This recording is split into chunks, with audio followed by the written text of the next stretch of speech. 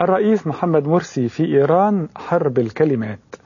الرئيس محمد مرسي زار إيران في إطار قمة عدم الانحياز علشان يسلم رئاسة مصر إلى الرئيس الإيراني أحمدي نجاد. ألقى الرئيس محمد مرسي خطابا قويا ومثيرا للجدل اللي اتهم فيه نظام الأسد أنه النظام دموي وقاتل، وقال لازم بشار الأسد يخرج وإن احنا مع الثورة السورية والشعب السوري تماما.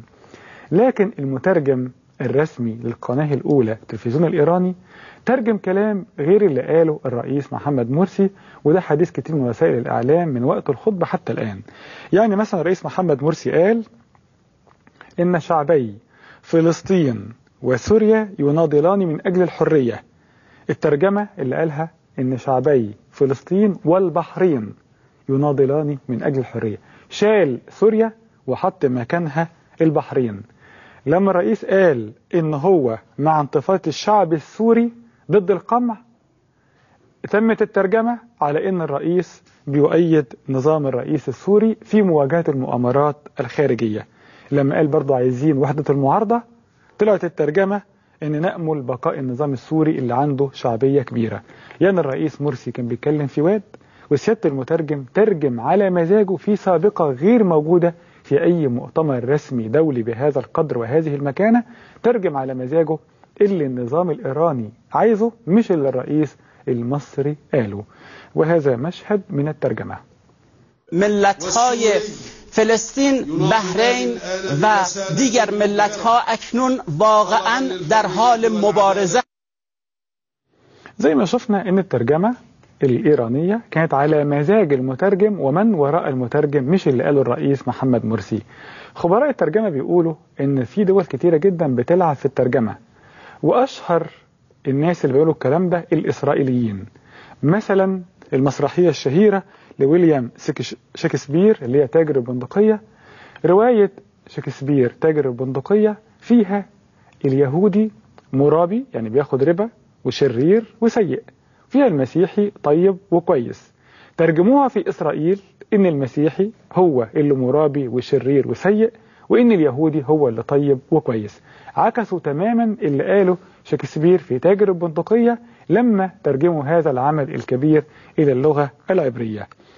إنما بعيدا عن هذا الإطار الفني واللغوي والخطأ الإيراني في ترجمة خطاب الرئيس محمد مرسي، الموضوع السياسي الأهم إن الرئيس محمد مرسي كده حسم تماما إن مصر ضد بشار الأسد، مصر ضد النظام السوري، مصر مع الثورة السورية، مصر مع التدخل لإسقاط بشار الأسد كما بدأ من سياسة الرئيس محمد مرسي.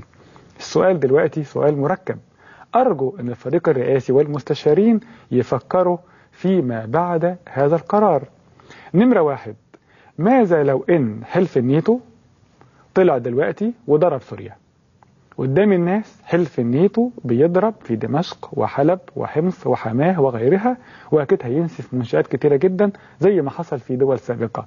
هل موقفنا هيكون مع حلف الناتو، ولا موقفنا لا الناتو ما يخشوش واحنا اللي نخش كقوة عربية؟ لازم نفكر في هذا الخيار. نمرة اتنين، لو بشار الأسد ركب دماغه أو اتجنن أكتر وأكتر وضرب بالأسلحة الكيماوية مدن في سوريا، ما هو موقفنا؟ طيب لو أكتر من كده بشار الأسد ضرب بالأسلحة الكيماوية مناطق في إسرائيل، وردت إسرائيل على الأسلحة الكيماوية السورية بأسلحة نووية إسرائيلية، ماذا لو، وده وارد جدا، لو بشار رمى أسلحة كيماوية على إسرائيل، رد إسرائيل هيكون سلاح غير تقليدي يعني سلاح نووي. ماذا لو؟ ما هو قرار الرئيس محمد مرسي؟ ما هي سياسات الدولة المصرية لو قامت إسرائيل بالرد وهيظهر قدام العالم أنه هو رد على عدوان وألقت قنبلة نووية على دمشق؟ ماذا لو أن حلف الناتو استخدم قناة السويس من أجل ضرب سوريا؟ ماذا بعد كل الكلام ده بقى سقطت سوريا لكنها دخلت في حرب أهلية؟ مصر تتعامل كدولة سنية تساند السنة، ولا مشروع إخواني يساند الإخوان، ولا مشروع وحدوي؟ ماذا لو استقل الأكراد في دولة وهم يخططون؟ ماذا لو استقل الدروز في دولة في السويداء؟ ماذا وماذا وماذا؟ كل هذه السيناريوهات الفرق بين الدول المتقدمة، الدول اللي عندها إخلاص لبلدها وسياستها، تفكر فيها من دلوقتي وتحط بدائل لكل حدث يمكن أن يحدث، مش نستنى لما يحصل وبعدين نفكر. ينبغي أن نفكر في جميع السيناريوهات. ماذا لو بقي بشار؟ ماذا لو خرج بشار؟ ماذا لو ضربت دمشق بالقنبلة النووية؟